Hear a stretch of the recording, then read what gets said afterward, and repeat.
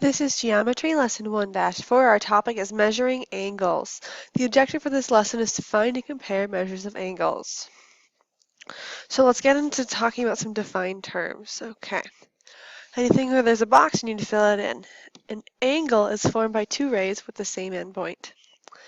The rays are the sides of the angle, the endpoint is the vertex of the angle. So looking over here in this diagram, you have an angle. There are three ways you can name it. You can name it by its vertex. So its vertex is where those two rays meet, angle A. You can name it by a point on each ray and the vertex. You could call it angle BAC or angle CAB.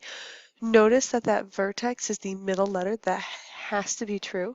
And then you can also name it by a number, angle 1. If you're going to name it by a number, that 1 is going to be in the interior of the angle like that one is right there.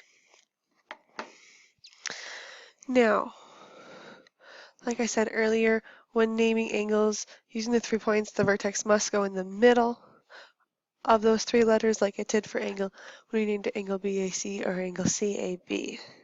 When you're talking about an angle, there are two sets of points in regard to that angle. There is the interior of the angle, it's the region containing all the points between the two sides of the angle, and then there's also the exterior of the angle. It's all the points outside of the angle. So you have the interior, which we have in blue up there, and the exterior, which we have in red up there. Now, we're going to take some time to name some angles. It says, what are two other names for angle 1? So the first thing you want to do is you want to find where is 1. So we have 1 right here. 1 is on the interior of the angle, and so you want to trace the two rays that make up that angle. So you have right there. Two other names for it. Well, there are three ways you can name it. One of them is by the number that's in the interior, so they already named it that way.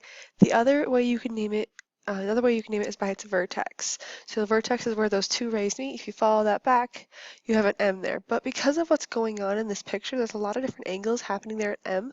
I wouldn't call this angle M. I would actually name it the third way with the two endpoints that are on, 2 points that are on the rays. So notice that J and K are both on those rays of that angle.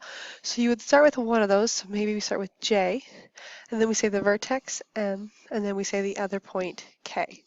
And now we can name it using those 3 points again. We just change the order. We start with K instead, and then we put in the vertex and the third point.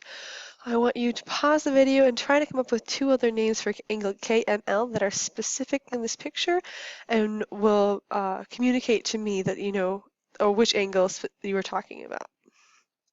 I think the two best names you could give that angle are angle 2 or angle LMK. You could once again call it angle M, but because there's a lot of angles going on there, I actually would not call it angle M.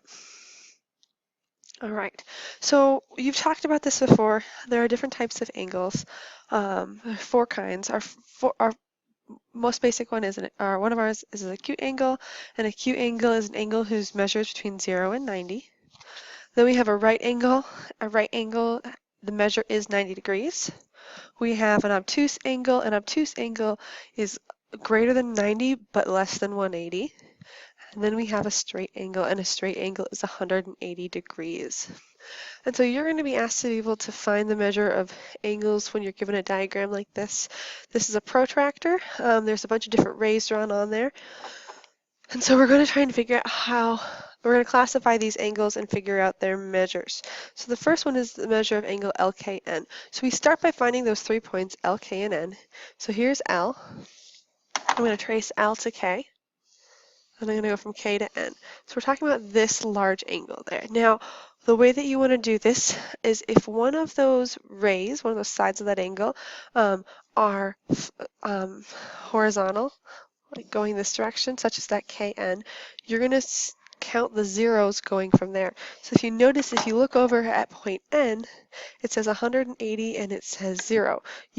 So 180, you can count down from 180 if you go on the outside of the protractor, or you can count up from 0 if you go on the inside of the protractor. And so we're going to start from 0, so we're going to go on the inside of the protractor. So we're going to follow that all the way over to the other ray, right over here. And we're going to look at the inside of the protractor right there. What does that say? To me, it looks to be between 150 and 140, which means it's 145 degrees. So I'm just going to make a note of that, 145 degrees. Now we need to classify that. Well, 145 is between 90 and 180. That must mean it's obtuse. All right, so let's do LKH. We're going to erase what we have now. All right, angle LKH. So you find L, K, and H, draw on your angle. This one's going to be pretty similar to the one we just did. You want to start at the 0, and so 0 this time is on the outside, so you're going to count on the outside. You go all the way up to L. L looks to be at about, or right up here, 35 degrees. This angle is 35 degrees.